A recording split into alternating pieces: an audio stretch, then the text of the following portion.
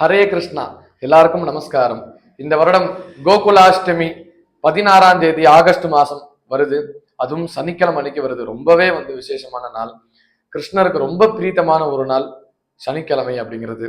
அதனால அவசியம் எல்லாருடைய இல்லத்திலும் அந்த மகாவிஷ்ணு ரூபமா இருக்கக்கூடிய ஸ்ரீ கிருஷ்ண பரமாத்மாவை பூஜை செய்யணும், அவரோட அனுகிரகம் எல்லாரும் பெறணும் அப்படின்னு நான் பிரார்த்தனை பண்ணிக்கிறேன்.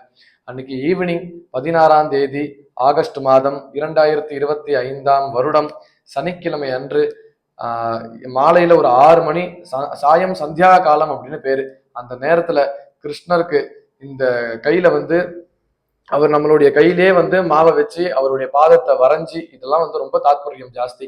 இந்த மாதிரி கிருஷ்ணரை உள்ள வர வைக்கிற மாதிரியான ஒரு பாவத்தை நம்ம கொண்டு வீட்டுல ஒரு பால கிருஷ்ணர் போட்டோவை வச்சு அவருடைய அந்த சித்திர பட்டத்துல வெண்ணெயை கொஞ்சம் வச்சு உங்களுக்கு தெரிஞ்ச விதத்துல பூஜைகள் ரொம்ப சிறப்பா செஞ்சு இந்த க்ஷீர அர்க்கியம் அப்படின்னு கிருஷ்ணருக்கு ரொம்ப பிரீத்தமானது.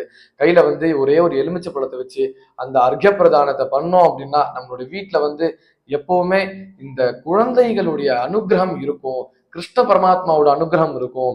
குழந்தை இல்லாதவங்க முக்கியமா இது பண்ணாங்கன்னா அந்த வம்சம் விருத்தி அப்படிங்கறது ரொம்பவே சாதகமா பார்க்கப்படுறது.